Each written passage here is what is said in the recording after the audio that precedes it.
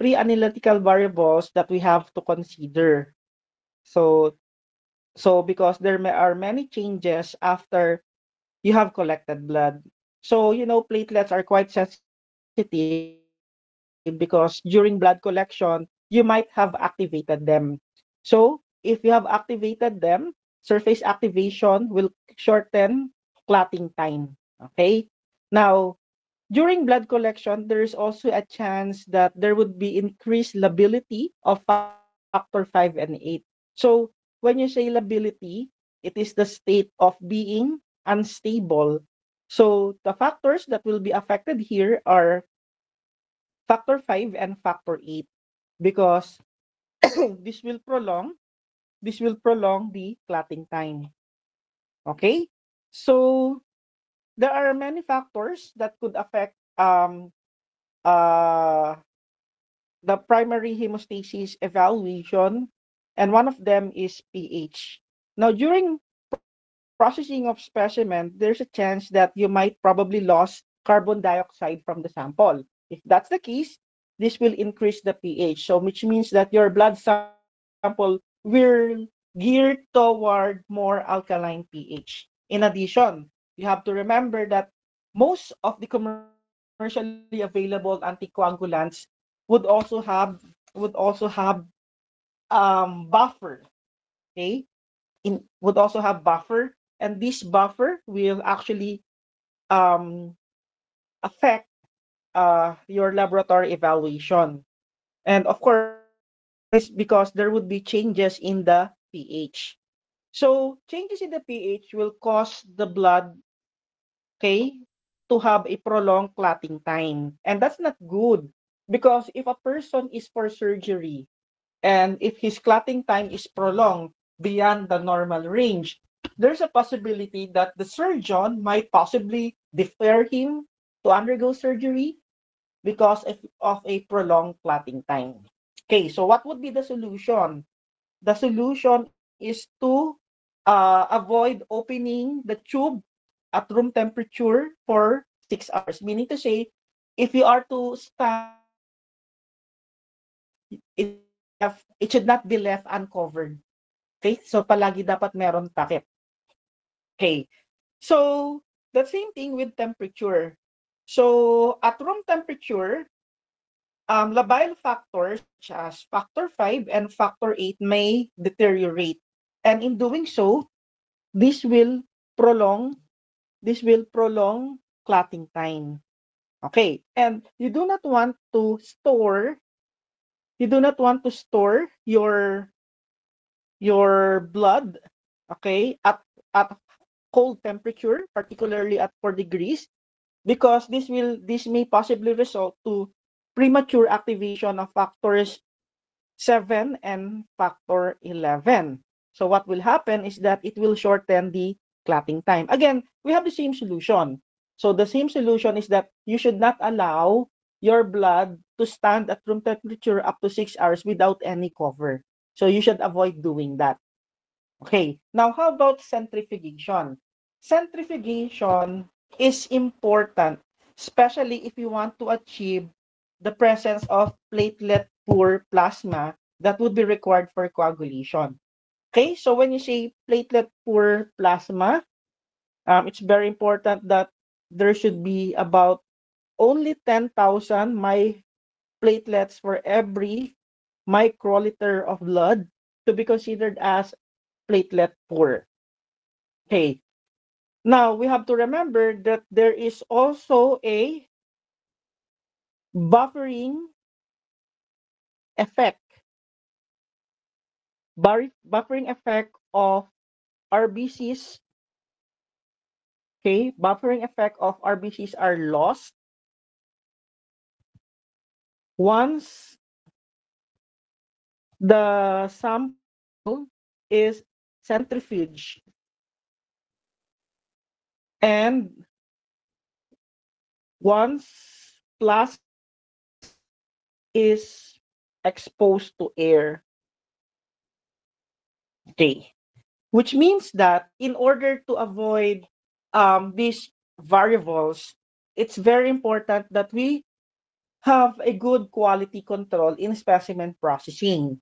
So you have to centrifuge it using these particular parameters. So 1,500 to 2,000 times gram for 10 minutes.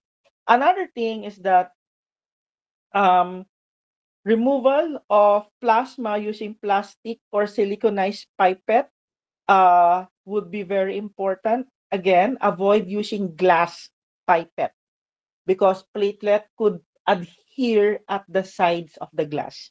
And if you are to store the plasma, you have to use it, you have to use a plastic or a siliconized tube.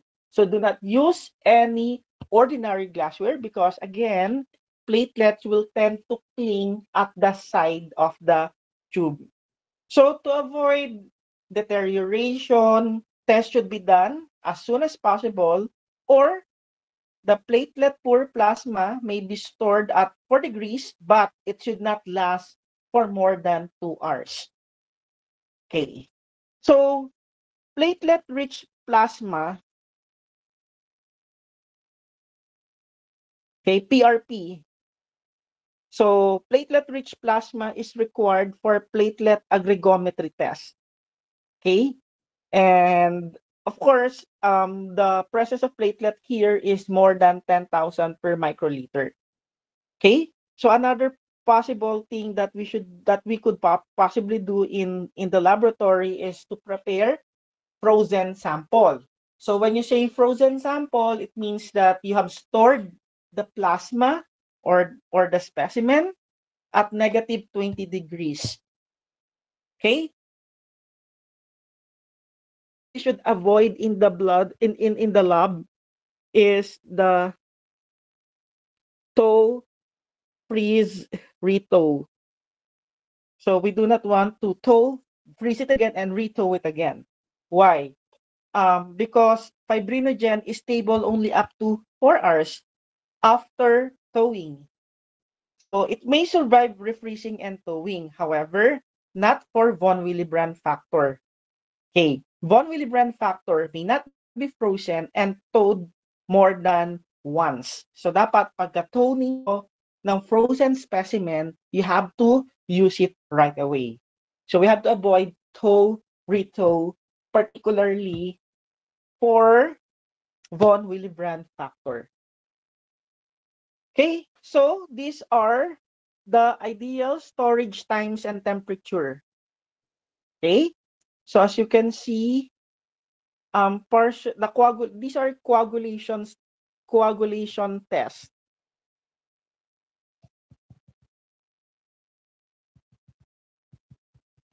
Okay, so they can be stored between 15 to 25 degrees centigrade.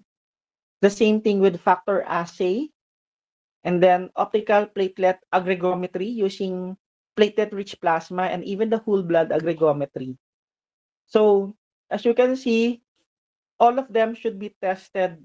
PT with no UFH. Okay.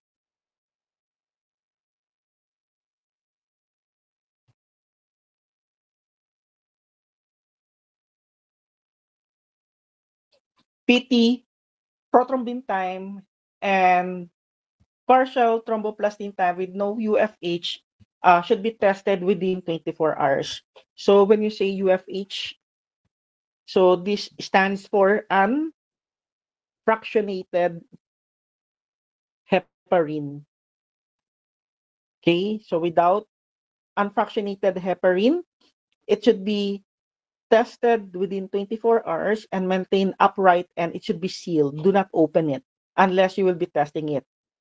Okay. However, if we are to monitor the unfractionated heparin for partial thromboplastin time, or if our prothrombin time when unfractionated heparin is present, so the condition will be different, no? So you have to centrifuge to separate the plasma within an hour and test within 4 hours. So you cannot prolong the specimen for more than 4 hours if unfractionated heparin is present. Okay. So for factor assay, you have to test it within 4 hours. For platelet aggregometry, using platelet-rich plasma, you have to wait for 30 minutes after centrifugation and test within 4 hours. For whole blood aggregometry, you have to test it within 4 hours, maintain upright and sealed. Okay? And then for storage in household freezer, ibig sabihin nasa -20, specimen can last up to 2 weeks. But at -70 degrees centigrade, so it can last up to 6 months or indefinite. So these are the specimen stability under different temperature and conditions. Okay. So let's talk about the platelet function test. So the platelet function test will detect qualitative platelet abnormalities who are experiencing the symptoms of mucocutaneous bleeding. So the protocol here is that we have to review the platelet count of the patient, then review the peripheral blood smear of the patient, and then perform platelet function test. Okay, so remember, we suspect qualitative platelet abnormalities if the patient is bleeding, and at the same time, the platelet count is at least 50,000, okay, or 50 times 10 to the 9th per liter. Okay, so this is the time that we suspect that there is a qualitative platelet abnormality. So there are many platelet function tests that we will be discussing tonight, and let's start with bleeding time. Okay, what is bleeding time? Bleeding time is defined as the time it takes for a standard wound to stop from bleeding. So this is what we meant by standard wound. So what do we mean by standard wound? Usually you have to use a lancet to inflict wound onto your patient. Okay. Kaya tayo sinasabihang fake scientist kasi kadalasan ng mga RMT, hinuhulaan yung bleeding time and clotting time. Hindi dapat, okay? So, when you say standard wound, usually we use a lancet. If you can recall yung feather lancet, ganito yung itsura niya. So, a standard wound means that the depth of the wound is about 3 millimeter onto the skin of your patient. That's a standard wound. If you make a wound too shallow, the bleeding time will be shortened. If you create a wound that is too deep, umabot dito, then that will definitely prolong the bleeding time. So, therefore, it is being performed with the use of a lancet to make a small controlled punctured wound. Ayun yung tinatawag natin na standard wound. And we have to record the duration of bleeding. So this particular procedure has been in the laboratory for so long na. In fact, it was first described by Jukes. Ito yung tinatawag natin na Jukes method. Alam nyo ba na yung Jukes method, you have to create a standard wound sa earlobe. Sa earlobe dapat. Pero sabi ni Ivis, ang ginawa ni Ivis is kumuha siya ng blood pressure cuff. Can you imagine na yung pang BP natin, 'di ba may blood pressure cuff 'yon? And then we lock the pressure at 40 millimeter. 'Di ba may pressure 'yon? So ilalak, magpa-pump tayo ng valve, then we lock it at 40 millimeter, and then saka tayo magke-create ng wound. Okay. So dito sa IV's method, we are actually using pressurized capillaries. Okay. So in 1969, it was further standardized by Mielke